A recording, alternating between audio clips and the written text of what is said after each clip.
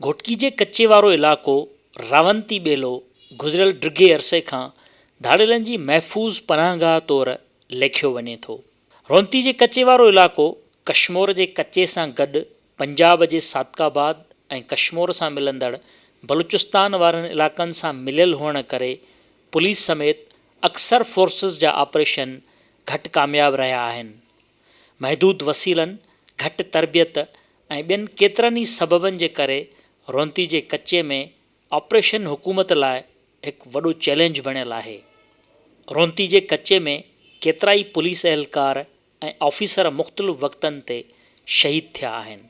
ताज़ो कुझु ॾींहं अॻु पुलिस हिकु हिकमत अमलीअ सां बदनाम धाड़ेल सुल्तू शर खे साथीअ समेत मुक़ाबले में मारियो। धाड़ेल सुल्तू शर जे मारजण बैदि उन्हनि ॾींहंनि खां वठी कंहिं बि वक़्तु रद्द अमल में धाड़ेलनि पारां पुलिस मथां हमला करण ऐं माण्हुनि जे अगवा थियण जा ख़तरा वधी विया हुआ। कुझु ॾींहं अॻु धाड़ेलनि उबावड़ो वारे इलाइक़े मां 2 सगन भाइरनि खे चाचे समेत अगवा कयो ऐं पुलिस उन्हनि जी बाज़ियाबीअ लाइ कार्रवायूं शुरू कयूं। उबावड़े जे कच्चे वारे इलाइक़े रोंतीअ में धाड़ेल रायब शर जे चाचे जे हिकु वॾे कोट ते पुलिस कंट्रोल हासिल करे उते कैंप क़ाइमु करे छॾी हुई। पुलिस मुग़विन जी बाज़ियाबीअ लाइ कार्रवायुनि में तेज़ी आंदी त ॾुआरनि ऐं पुलिस विच में टकराव तेज़ थी वियो। गुज़िरियल छंछर वारे ॾींहुं शाम धारे पुलिस ऐं ॾुआरनि विच में टकराव थियो। धाड़ेलनि कोशिशि कई त पुलिस खां कंट्रोल हेठि आयल कोर्ट ख़ाली कराइजे, पर धाड़ेलनि जो पहिरियों हमिलो पुलिस नाकाम बणायो ऐं फायरिंग बैदि धाड़ेल फ़रार थी विया। धाड़ेल राहिब शर, कुराड़ो शर, सूमर शर, जानू इंढड़ जे टोलनि मुख़्तलिफ़ धाड़ेलनि जे ॿियनि ग्रुपनि सां गॾिजी हिकु दफ़ो ॿीहर राति जे पहर में कोट में क़ाइमु पुलिस जी कैंप मथां रॉकेट लॉन्चर्स, LMG ऐं एंटी एयरक्राफ्ट गन सां हमिलो करे ॾिनो।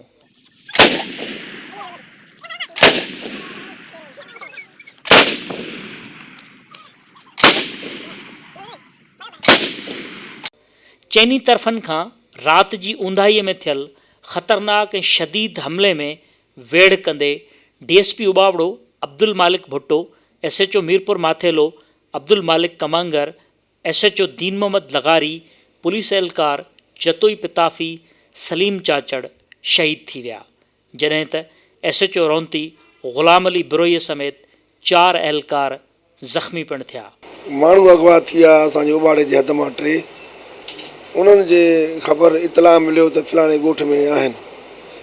पोइ असां हितां पुलिस गॾु करे पंहिंजे SSP साहिब जो हुकुम मुताबिक़ उते नफ़री वठी वियासीं, ऑपरेशन कईसीं। उते सुबुह खां माना 10 बजे खां वठी जेको यकी जहिड़ो उन्हनि सां हलियो, यकी हलियो, वक़्फ़े वक़्फ़े सां फेरिंग थिए पियो, वक़्फ़े वक़्फ़े सां फेरिंग थिए पियो। पोइ जेको आहे सो राति जो 11-12 ईअं थियनि पिया अंदाज़ो, पोइ अचानक फेरिंग थी वई। फेरिंग थी त पोइ असां बि उन सां सुठो मुक़ाबिलो कयोसीं बहादुरी सां। पोइ हर कंहिंखे ख़बर न पियो को किथे आहे, को किथे आहे, को किथे, हर कंहिं टोलनि में विरायल हुया असांजा ऑफिसर बि।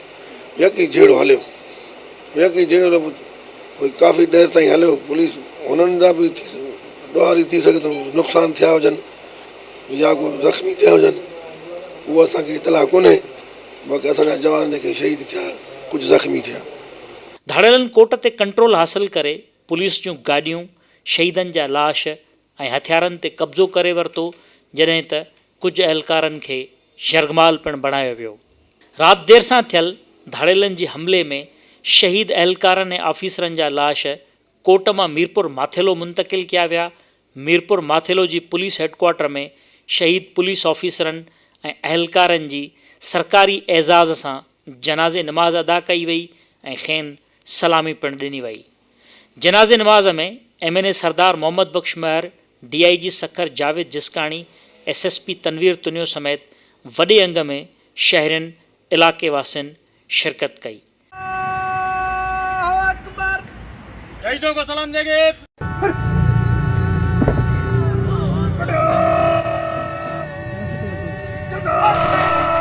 किस शान से जीते हो मोमिन हो जिस तरह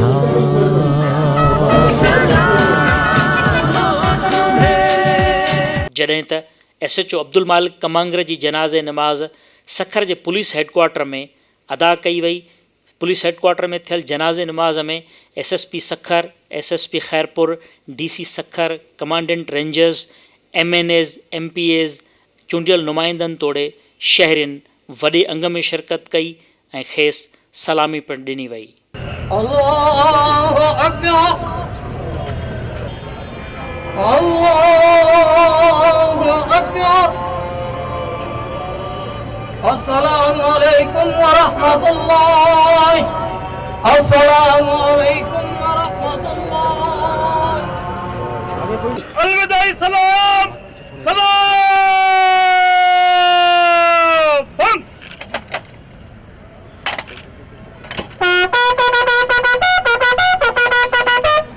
जनाज़े नमाज़ अदा करण बैदि शहीदनि जा लाश अबाणनि ॻोठनि ॾांहुं उमाणे सरकारी एज़ाज़ सां तदफ़ीन कई वई।